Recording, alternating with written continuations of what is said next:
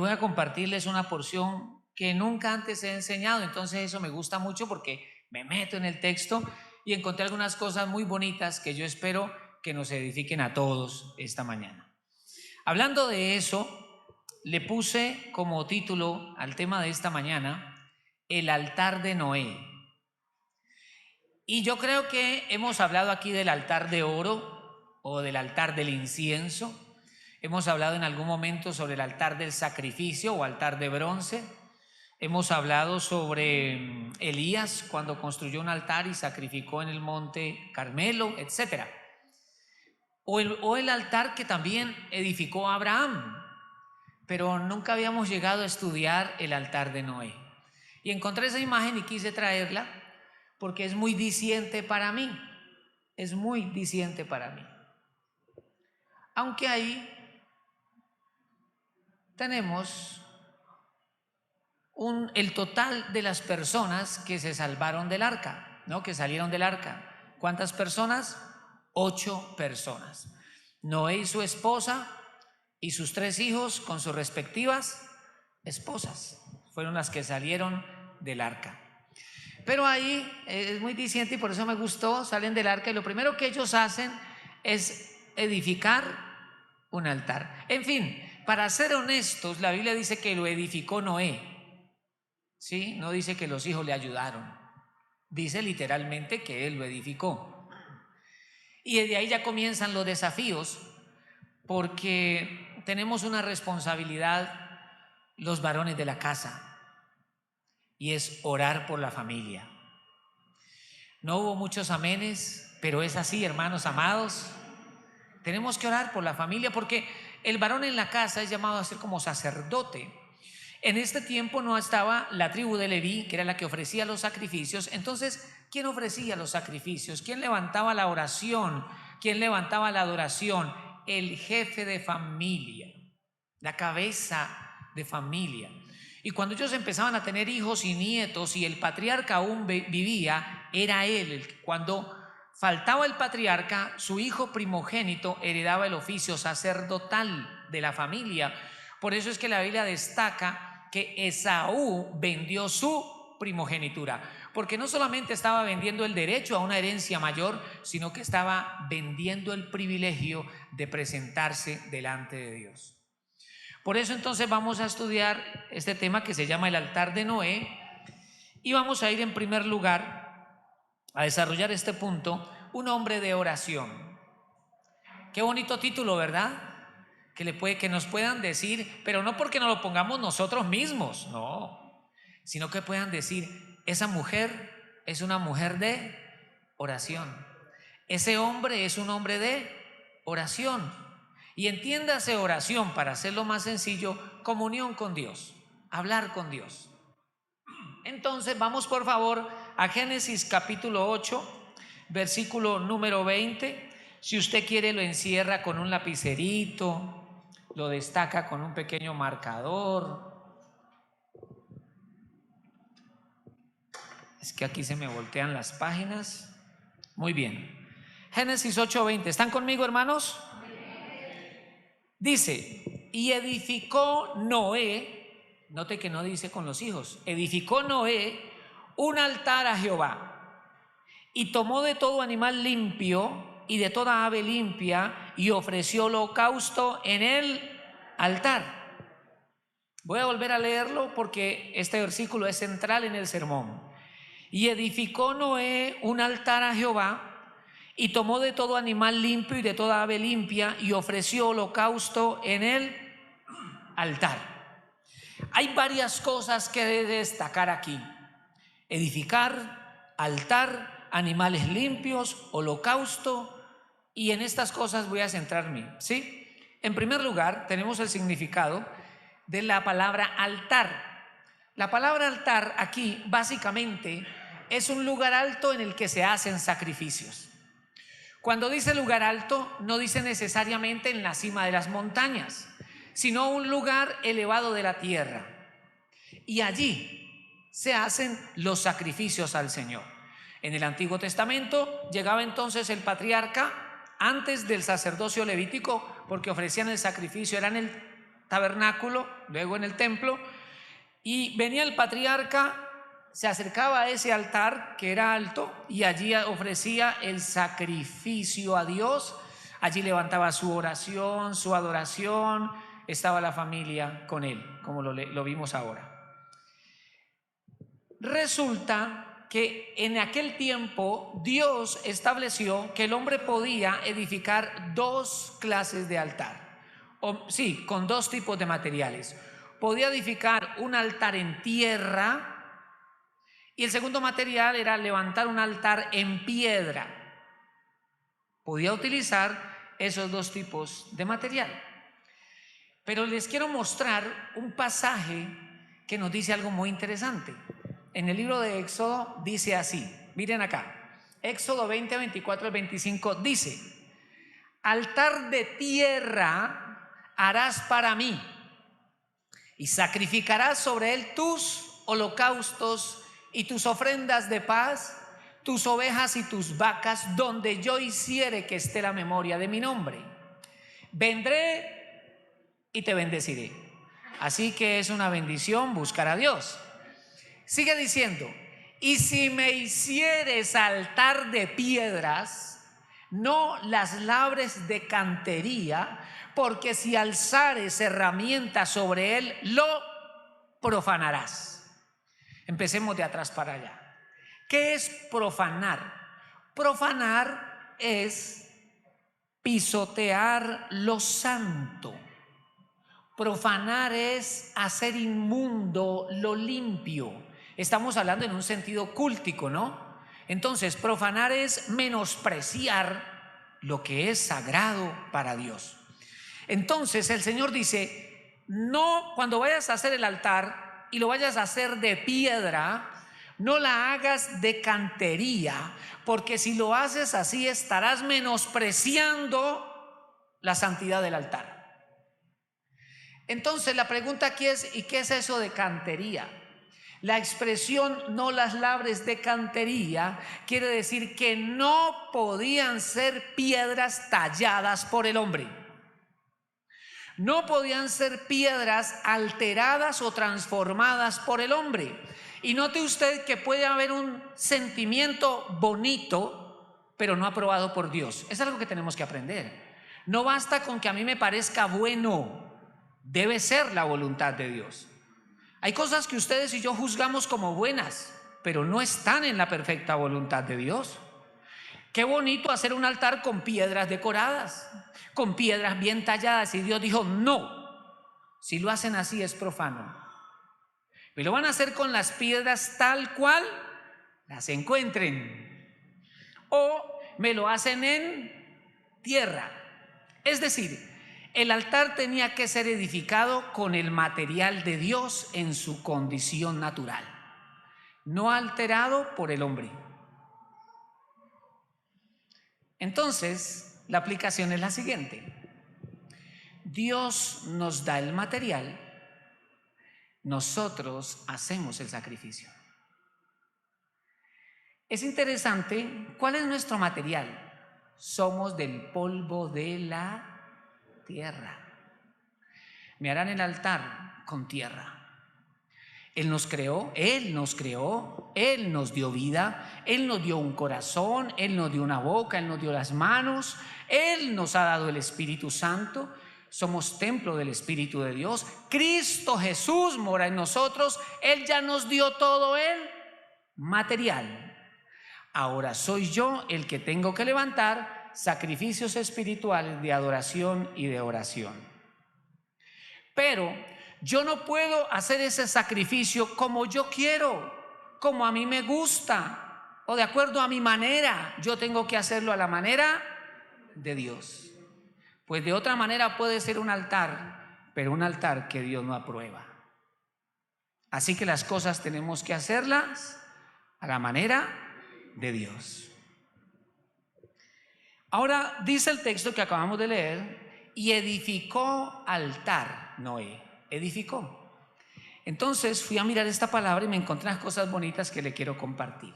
La palabra edificó, que se utiliza allí en su original, es un término hebreo que es baná. Así que dice, y baná Noé altar a Jehová, ¿cierto? Esa palabra significa construir. Entonces Dios da el material, ¿y quién construyó? Noé. Pero también esa palabra baná significa poner cimientos. Significa poner cimientos. Resulta que esta palabra en ciertas ocasiones también se traduce de otra manera, tiene otros usos. Escúcheme.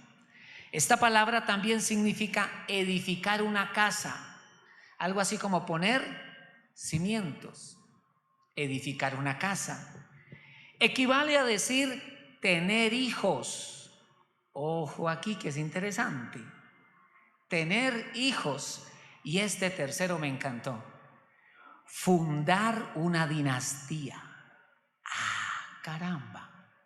Entonces, cuando yo edifico altar, cuando yo oro, cuando construyo mi vida de oración, no solo le estoy pidiendo a Dios cosas puntuales que necesito ahora. Señor, dame para el semestre. Señor, ayúdanos a pagar ese dinero. Señor, mándame la remesa mañana. Señor, necesito pagar esto. Señor, ayúdame con esto. No solamente le estoy pidiendo cosas puntuales, sino que estoy construyendo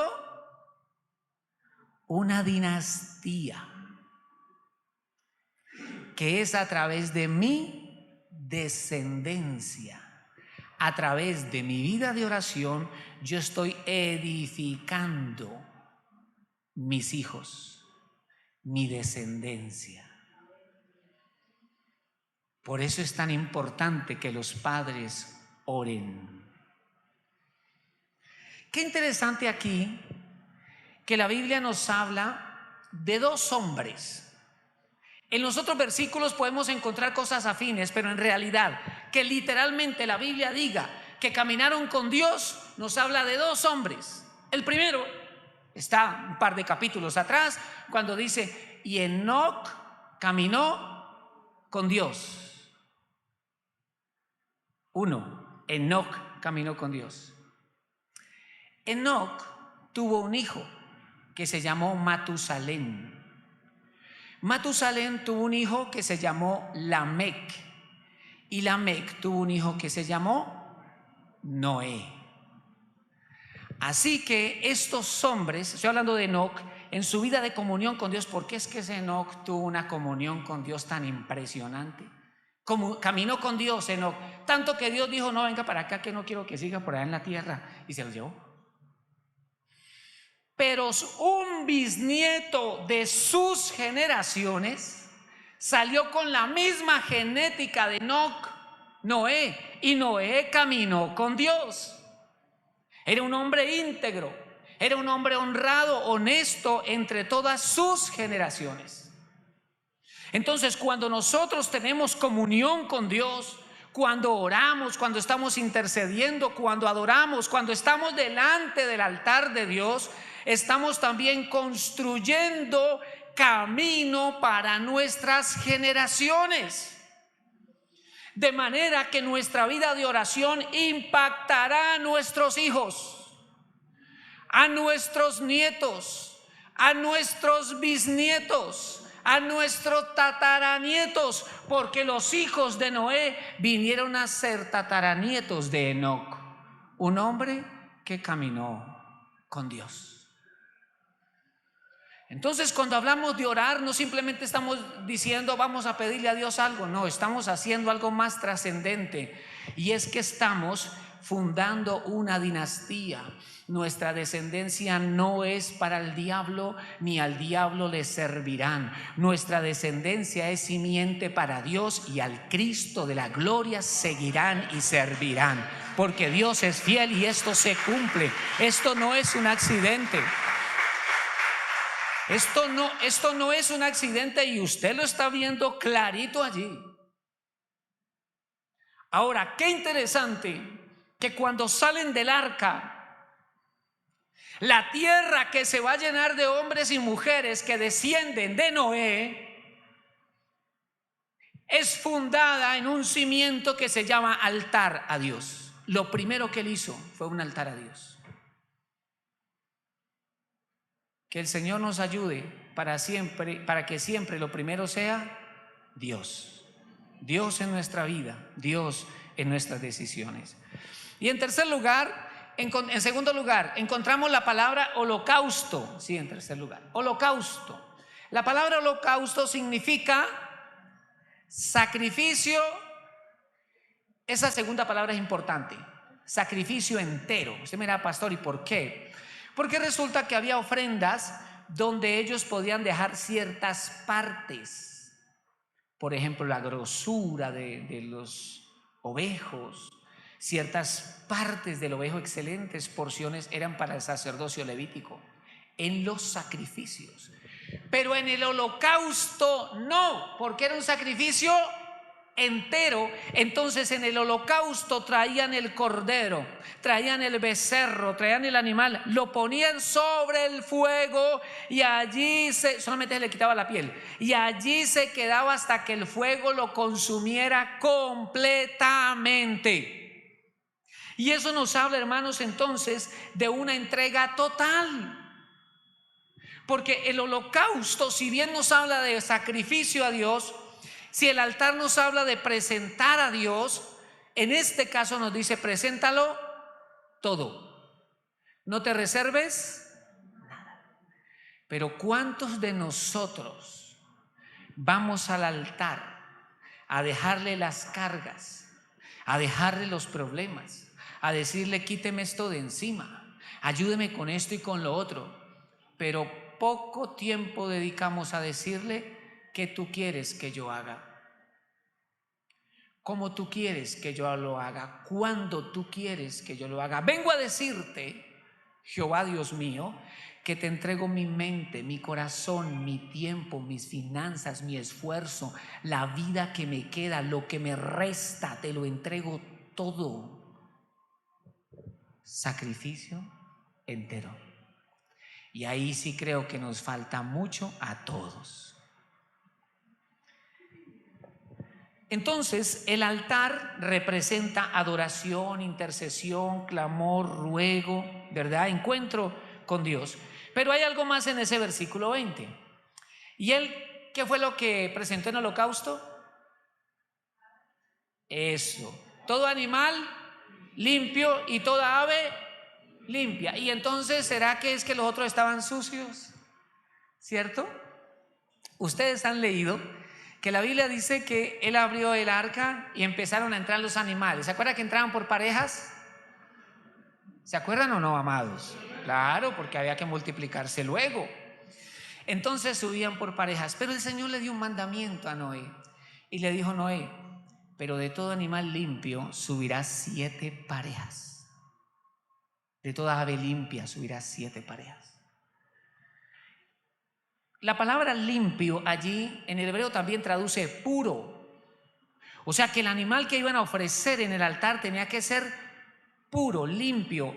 Ese término lo que quiere decir es que en el altar no se podía ofrecer toda clase de animales, sino que Dios los clasificó entre animales limpios y animales impuros. Los animales limpios eran los que podían ofrecer en sacrificio. ¿Por qué? Porque el animal limpio, el animal puro, el cordero limpio, el cordero puro, era un símbolo del cordero que había de venir a dar su vida en la cruz del Calvario. Entonces desde allí ya Dios les estaba enseñando a los hombres cómo poderse acercar a Dios. Entonces cuando suben todos los animales, cuando suben los animales limpios también, después de ese tiempo el Señor le da salida y le dice a Noé: Noé, todo eso será tuyo. En otras palabras, y de eso podían comer también, y además presentar sacrificios. En otras palabras, Dios le dijo a Noé: Noé, entra al arca, te voy a salvar a ti y también tu patrimonio, tu ganado. O sea que cuando viene juicio, pero somos personas de altar, Dios no solamente salva a nuestra familia, sino que también protege nuestro patrimonio. Amén. Ahora, en segundo lugar, vamos a ver la oración y la salvación de la familia. Tal vez todos en su familia sean salvos, o tal vez no. En mi caso no es así. Y yo sigo orando por mi familia para que todos mis hermanos vengan a los pies de Jesucristo el Señor. Y durante este tiempo de clamor voy a estar orando por ellos. Pero tal vez usted esta mañana diga: pastor, yo quiero orar para que mi esposo se convierta, para que mi esposa se convierta, para que mis hijos se conviertan. Pastor, yo tengo unos tíos, unas tías, unos familiares, unos primos. Yo quiero que toda mi familia venga a los pies de Cristo. Y yo creo, hermanos, que la voluntad de Dios es que nuestra familia se salve. Pero ¿qué tengo que hacer? Edifica el altar. Construye altar, encuéntrate con Dios y ruega por ellos. Noé no dijo: a estos muchachos no me ayudan a edificar el altar. No, él se fue a levantarlo. Y se fue allí a orar, y sabiendo que estaba edificando para sus hijos también. Sem, Cam y Jafet. Vamos por favor a leer Génesis capítulo 8, versículo 13 al 18. Génesis 8:13. Y sucedió que en el año 601 de Noé, en el mes primero, el día primero del mes, las aguas se secaron sobre la tierra. Note que no dice que dejó de llover. La lluvia del diluvio, cuando se abrieron las cataratas de los cielos y el abismo, dice la Biblia, eso duró 40 días. Sino que aquí está diciendo: cuando las aguas se secaron sobre la tierra, y quitó Noé la cubierta del arca y miró, he aquí que la faz de la tierra estaba seca. Yo quiero que usted se imagine esa tierra antes del diluvio y después del diluvio. Antes del diluvio, la humanidad se había multiplicado sobre la tierra, y la maldad también. Había gigantes en aquellos días, dice la Escritura, valientes de renombre, hombres violentos. Se había multiplicado la maldad delante del Señor, hermanos, de una manera tan impresionante que Dios dijo: aquí no hay más que hacer sino un diluvio. Hay que acabar con esta gente, nomás una familia se puede quedar. ¿Y por qué nosotros podemos decir: uy, pastor, pero eso tan fuerte? Lo que pasa es que si el Señor nos salva a esta familia, la maldad se había multiplicado de tal manera, y el diablo había logrado su objetivo, el cual era cancelar la simiente de donde vendría nuestro Salvador Jesucristo el Señor. Así que él dijo: solo esta familia. Él estaba salvando su simiente, la simiente que nos habría de alcanzar hoy, que es Cristo Jesús. Entonces el Señor envía y a los 40 días, cuando él se asoma, cuando la tierra ya está seca, él se asoma. Imagínate qué ve, por favor. Ahora, ¿eso fue en qué año de Noé? 601. Por favor, lea conmigo capítulo 7, el capítulo anterior, versículo 6.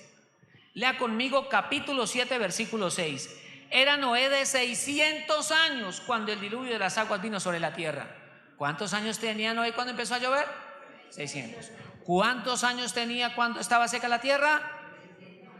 Durante un año. Y los especialistas que se sumergen por allá en los números enseñan que exactamente Noé y su familia estuvo en el arca 370 días. Llovió 40, y el resto de días fue cuando el agua empezó a disminuir, a disminuir, a disminuir, a disminuir, hasta que todo estaba seco. Y Dios le dice a Noé: sal de nuevo.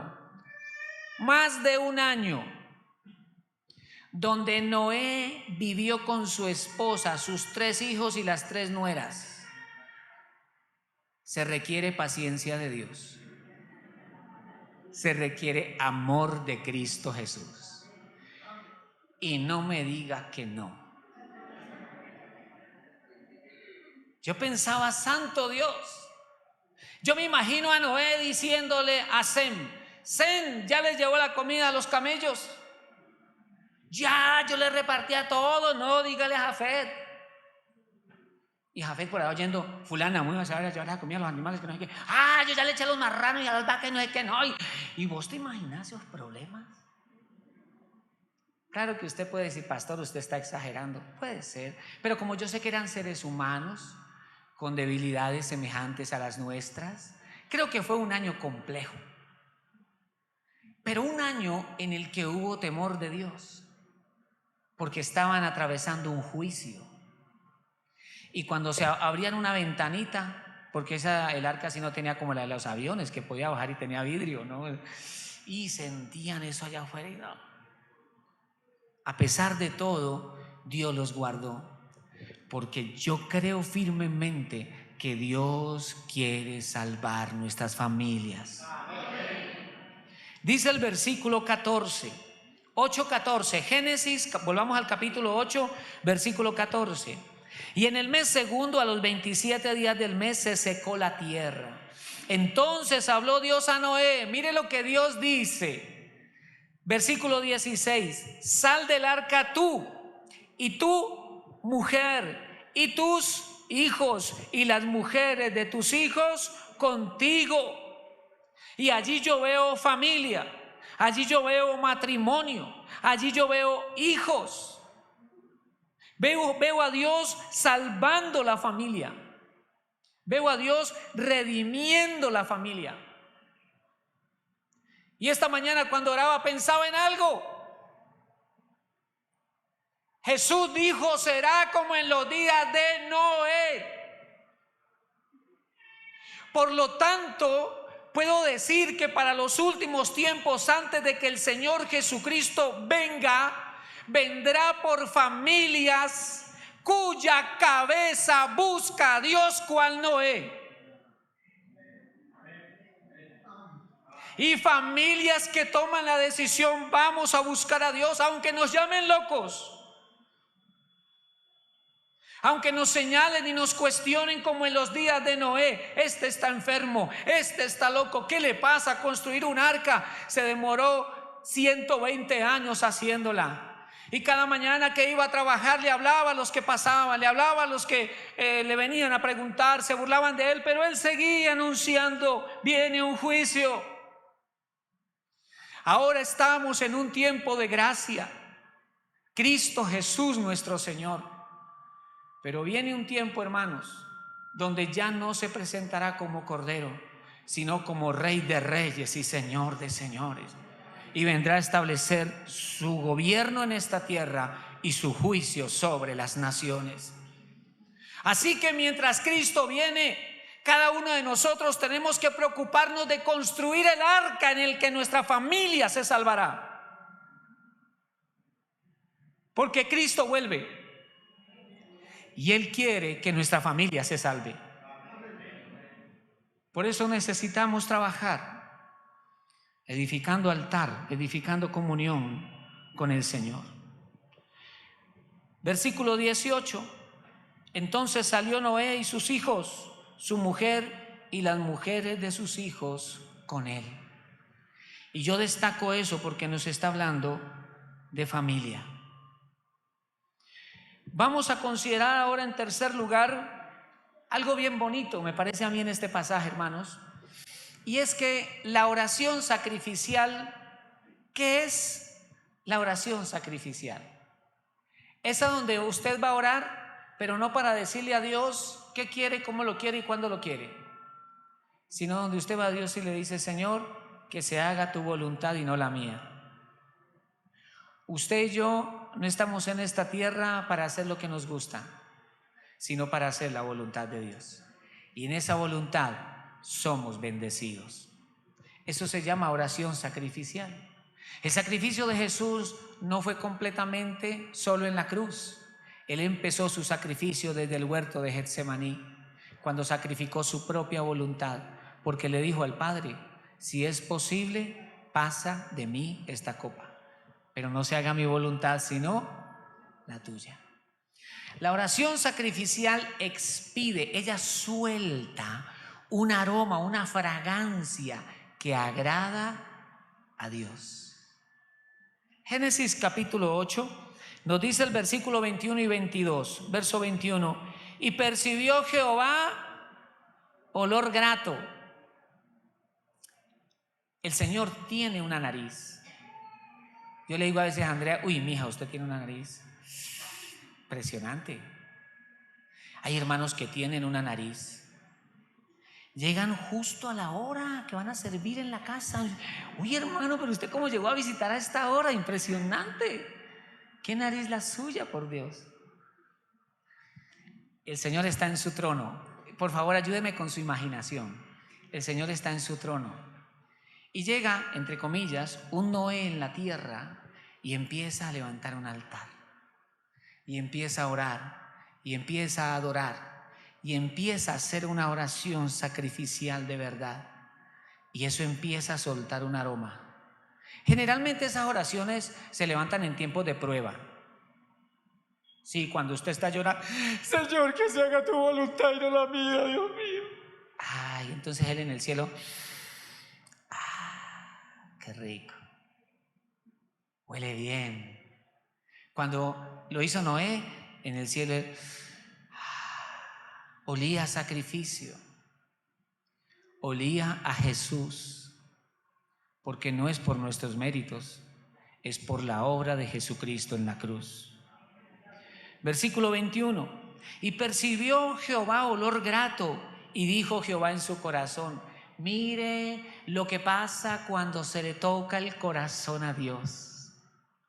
Y dijo Jehová en su corazón: no volveré más a maldecir la tierra por causa del hombre, porque el intento del corazón del hombre es malo desde su juventud, ni volveré más a destruir todo ser viviente como he hecho. Mientras la tierra permanezca, y yo le añado, ¿no? Y los hombres en ella, no cesarán la sementera y la siega, el frío y el calor, el verano y el invierno, y el día y la noche. Cuando nosotros hacemos esa oración donde nos despojamos del ego, del orgullo, donde le decimos: Señor, yo quiero hacer tu voluntad de verdad, entonces Dios en el cielo huele ese aroma. Y qué hermoso, le quiero mostrar este versículo de Efesios capítulo 5 versículo 2, donde dice así, mire: y andad en amor, como también Cristo nos amó y se entregó a sí mismo por nosotros, ofrenda y sacrificio a Dios en olor. Otras versiones dicen en olor grato. Qué cosa tan impresionante, ¿cierto? Qué cosa tan impresionante el Padre estar en el trono viendo cómo su Hijo moría en la cruz, cómo cargaba con todos nuestros pecados y sin embargo subía un olor agradable. Así que en la tierra había dolor, pero para Él había un aroma agradable. Hay ciertas voluntades de Dios que implican dolor, pero en el cielo huele bien. Todo lo que va impulsado por nuestro ego, orgullo y soberbia huele mal. Aunque usted vaya con la bandera para la gloria de Dios. Porque a veces hacemos cosas buenas y decimos nosotros: y lo hago en el nombre del Señor. Y arriba,